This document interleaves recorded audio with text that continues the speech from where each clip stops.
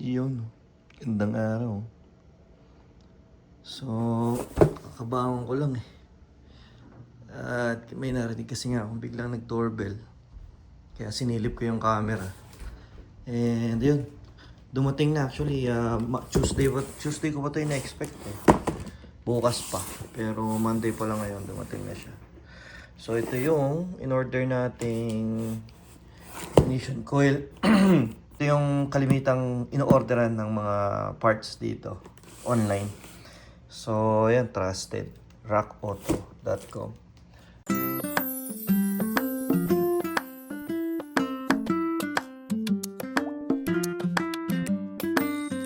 Order nga kasi tayo ng ignition coil kasi nga may misfire yung truck.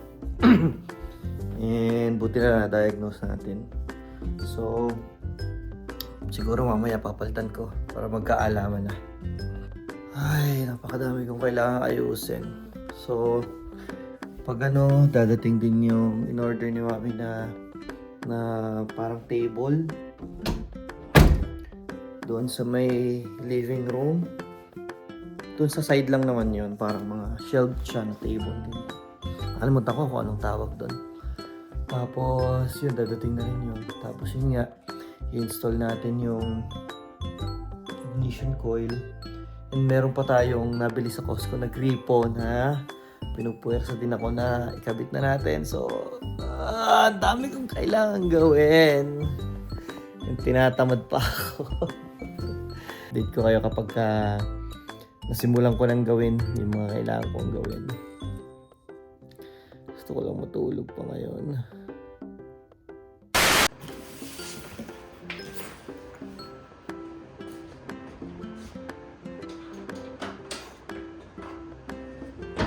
Saan pala natin ito? May kabit mamaya kung subok ko, no?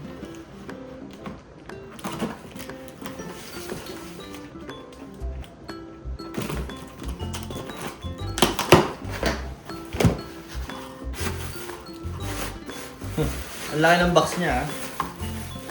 Puro hangin lang alam. Ito lang talaga yung binili ko.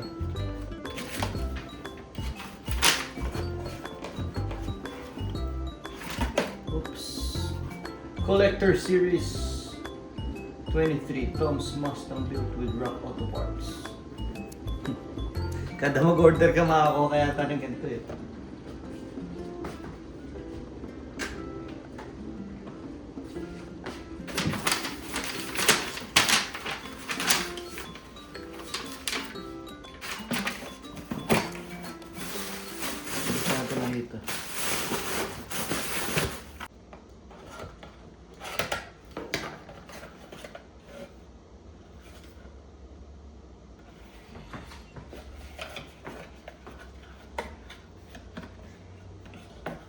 Yun. Ang ating ipapalit. So, ikabit natin mamaya.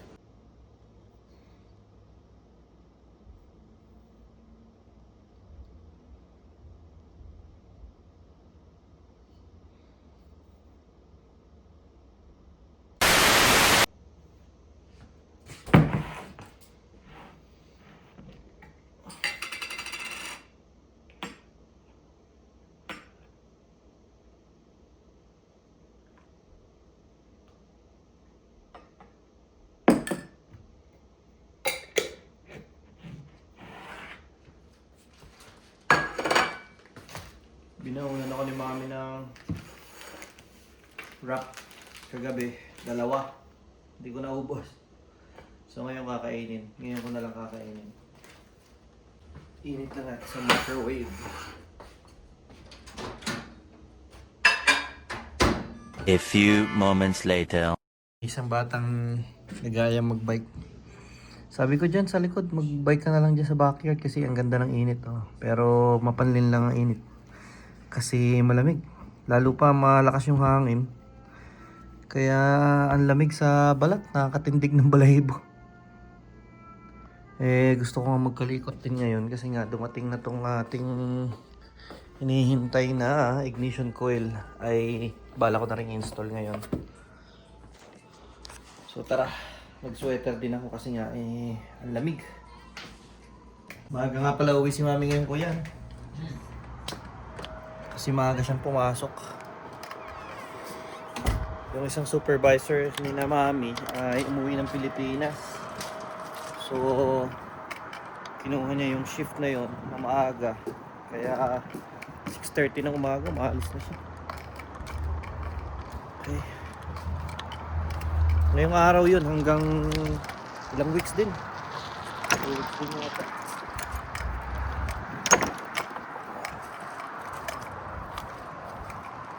Ang hirap pag maliit ka tapos ang taas ng kukut-kutin mo. Kaya kumuha ko ng katulong. Ito yung katulong natin. Upuan.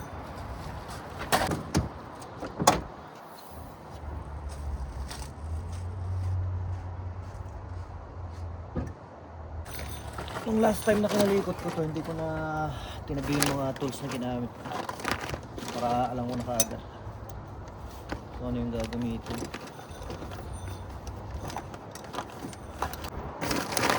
Papalitan ko yung one. Ang lumabas kasing error sa kanya nung nakaraan is PO302. So, ang ginawa ko, nireset ko yung ano, yung code niya, tapos pinagpalit ko yung ignition coil sa 2. Nilagay ko sa 1. Kaso yung pala hindi bumabalik agad yung error. Kahit nagmi-misfire siya, hindi bumabalik yung code hanggat hindi umiilaw yung check engine. Eh, hindi naman na umiilaw. Kaya sabi ko hindi ko nahihintayin kasi kesa dun sa lagi siyang may misfire. Ilang araw ko din tinry.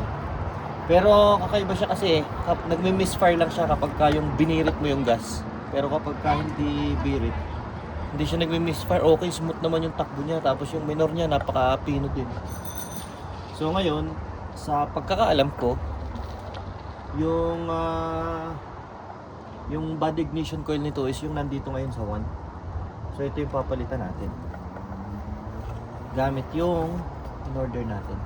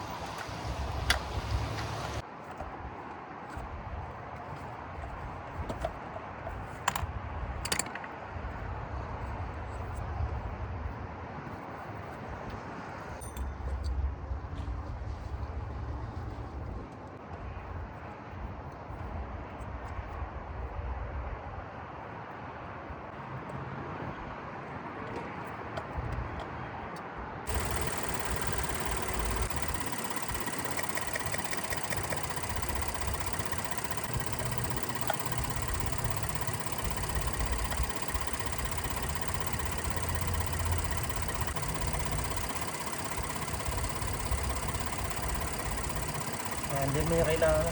Sobrang higpit talaga.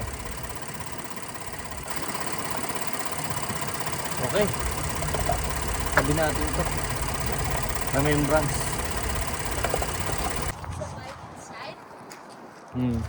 I'll just dip the bite inside and then I'll show them later. Mamaya na lang ulit. Pero mamaya malamig na yan lalo. Ngayon medyo chilling nga yung hangin eh.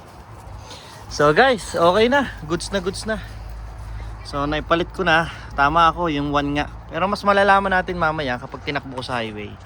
Pero sa ngayon ayaw ko na lang testingin muna kasi sayang ang gas. Para kasi malaman ko kung talagang wala nang misfire. Kailangan ko siyang biritin. Yung talagang ibabaon ko yung gas. Ifo-floor ko yung gas. So pwede ko lang yung gawin sa highway kasi tinesting ko dito sa loob ng ano namin, ng neighborhood. Hindi pwede, delikado. Kasi sumisibad yung truck ng sobrang bilis at hindi dito pwede mabilis syempre.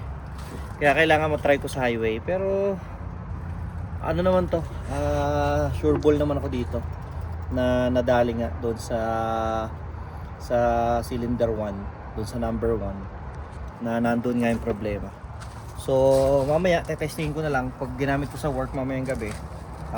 Bukas na madaling araw. Hindi, pwede rin mamayang gabi papasok, tetestingin ko na siya. magdi-deerfoot ako para malaman natin kung kapag finlore siya, kapag biniri siya, kung hindi nababalik yung misfire. Kasi sabi ko nga, lumalabas lang siya kapag pinlore mo yung gas.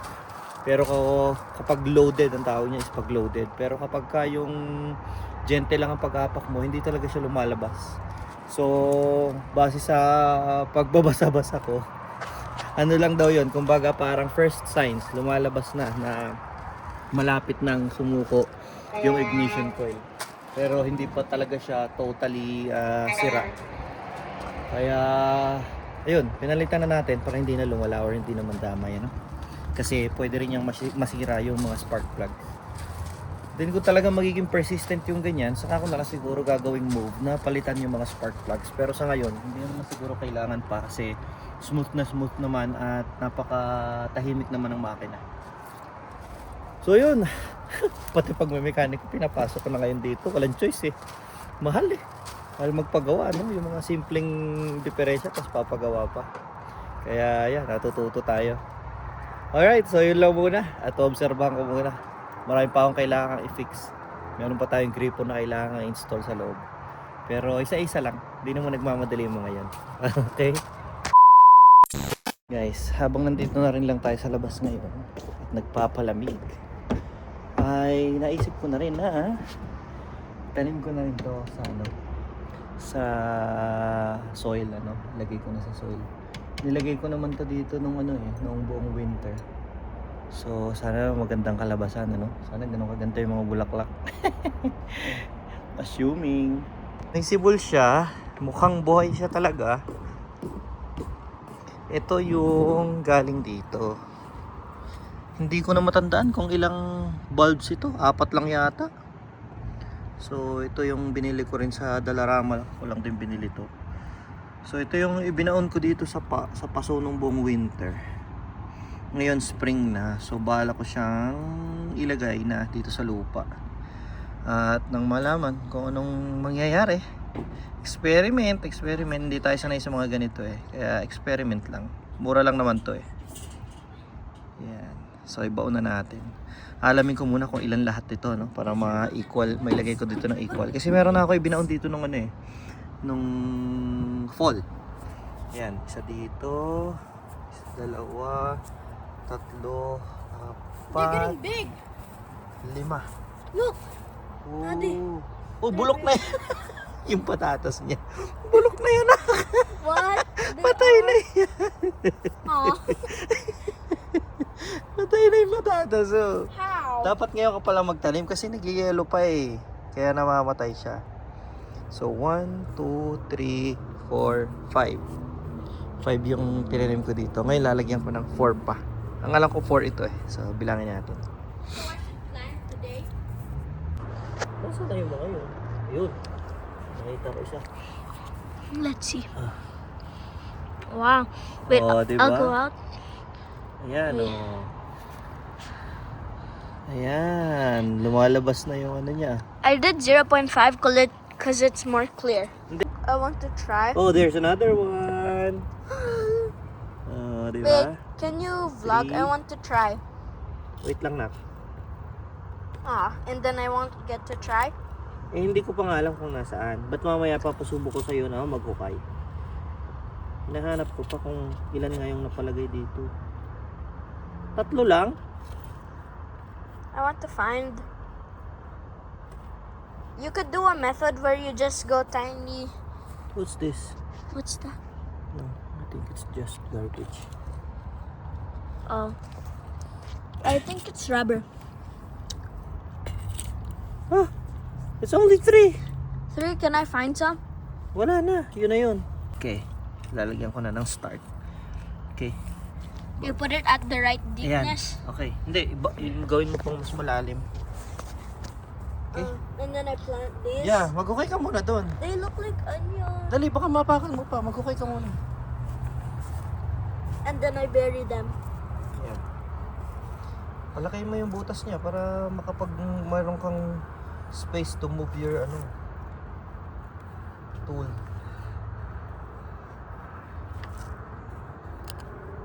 No, I'm gonna show you. Okay. see, now it's wide and it goes deep na. Yan na. Deep na siya, di ba? Yeah. Ang gagawin natin, para mas maganda, kasi yung soil nito medyo matigas eh.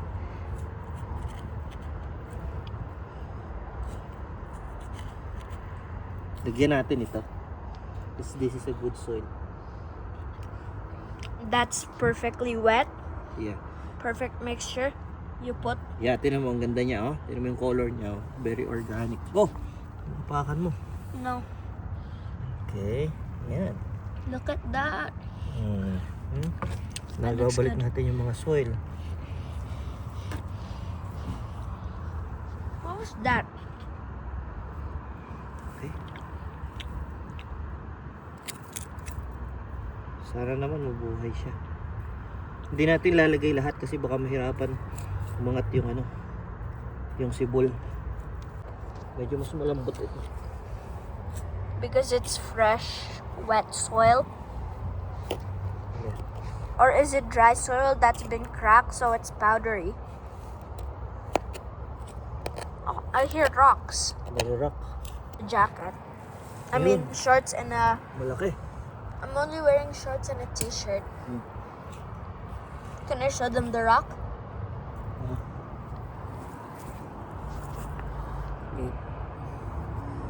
There, that big brown.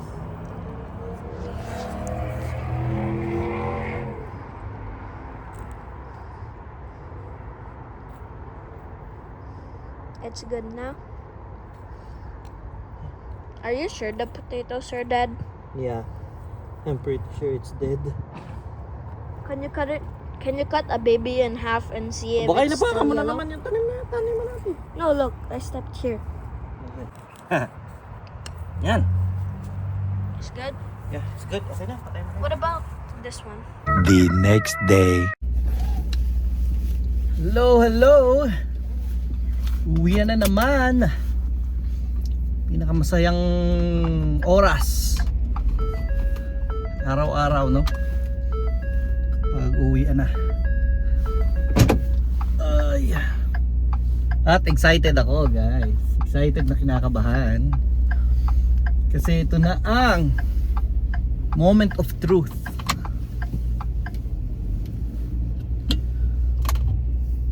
Inom muna tayong kape para mas lalong kabahan. Pero barahan natin ng Skyflex. Pinoy! Pinoy, Pinoy. May baong Skyflex. From dito sa Glenmore, may exit pumapasok tayo ng Stony South. Ngayong umaga magkakaalaman na kung ako ba'y certified mechanic na. So kahapon nga, no, yun sa first part ng video, kahapon nagkalikot ako at pinaltan ko na kung ano yung tinuturo ng OBD scanner na culprit kung bakit tayo nagkakaroon ng misfire. O yung ating ignition coil ang tinuturo sa cylinder 2 ay doon nagkakaroon ng misfire. Pero kakaiba to, no? Ang misfire ay nangyayari lang kapag tawag is loaded, or kapag ka binirit mo, ibinaon mo yung gas pedal at bumirit ka at tumaas yung RPM, doon lang siya papalya, or doon lang siya nagkakaroon ng misfire. Pero kapag ka normal na takbo, hindi naman, smooth naman yung idle niya, smooth din, at wala akong nakikitang additional consumption sa gas, no? Hindi naman siya lumakas na hindi naman siya naging, alam mo yun, yung parang very obvious na lumakas sa gas. Hindi ko naramdaman na lumakas sa gas. Kasi nga, ang ginagawa ko sa pagdadrive is inaalalayan ko lang siya. Kahit nag-highway ako, kahit na umaandar ako ng 100 or 120, kung hindi mo siya bibiglayin yung silinyador na aapakan mo bigla na ganun, hindi siya magme-misfire or hindi siya papalya. Kakaiba nga eh. Ngayon lang din ako naka-encounter ng ganun. So matagal-tagal ko rin ginamit na ganun. Ang ginawa ko kasi nung na-detect ng OBD scanner na may misfire sa cylinder 2, inilipat ko yung ignition coil sa 2, inilagay ko sa 1. So tapos dinilit ko yung code. Ngayon iniintay ko na magbalik yung code at sabihin na may misfire naman sa cylinder 1, kaso hindi naman bumabalik yung code. So yun ang dahilan kung bakit natagalan bago ko mapalitan yung ignition coil. Teka lang natin. Yun ang dahilan kung bakit natagalan bago ko mapalitan yung ignition coil. So ang ginawa ko, nagtingin ako sa Canadian Tire. Nako, ang mahal. Kaya umorder na lang ako sa Rock Auto. Doon ang orderan talaga ng mga auto parts maganda. Maraming choices. Teka lang, natawag si Jayron. Yun, balik tayo sa pinag-uusapan natin. Tumawag kasi si Jayron kasi ay maaga siyang aalis. Maglalakad siya papuntang school kasi may practice daw sila ng badminton. Hindi na siya nagpapahatid ng ano, kundi nag-ano na lang siya, naglalakad na lang siya. So yun. So umorder ako sa Rock Auto, dumating nga nung isang araw at ikinabit ko kahapon yung tawag dito. Kinabit ko kahapon yung ignition coil. So automatic pinalitan ko na kaagad yung 1, yung cylinder 1, yun na kaagad. Kasi yun naman talagang ignition coil na yun, yung itinuro ng OBD scanner mula nung una pang na-detect niya. Sinwitch ko lang. Nagets nyo ba? Ewan ko. Ang gulo ng kwento ko eh. So sinwitch ko nga lang siya dun sa ibang pwesto. Pero yun nga yung pinalitan ko. At ngayon ito na. Malapit na akong pumasok sa highway. Excited na akong bumirit.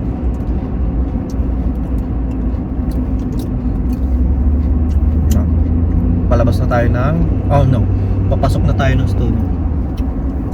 Excited akong bumirit. Kaya nga lang kada birit napakamahal na ng gas. Meron daw gasolinahan, hindi Costco, na 1.75 na per liter. Napakamahal na nun. Nung last na nag-gas kami sa Costco ay 155 kung di ako nagkakamali. Isipin nyo naman 175, napakalaki na nun. Grabe na talaga yung ano. Ito na guys.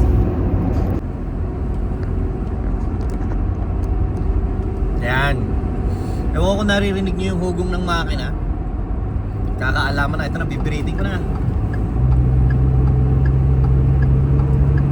Wow! Yeah! Walang misfire.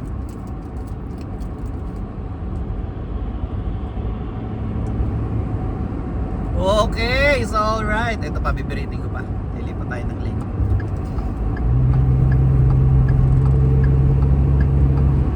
Wala na! At taas ng RPM nun. At 120 plus na yun. Nasa 130 na. Okay na.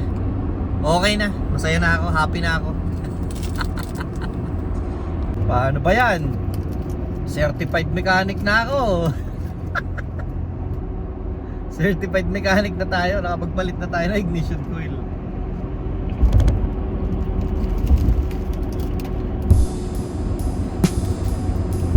Okay na. Masaya na ako. Hanggang dito na lang. Thank you. Bye.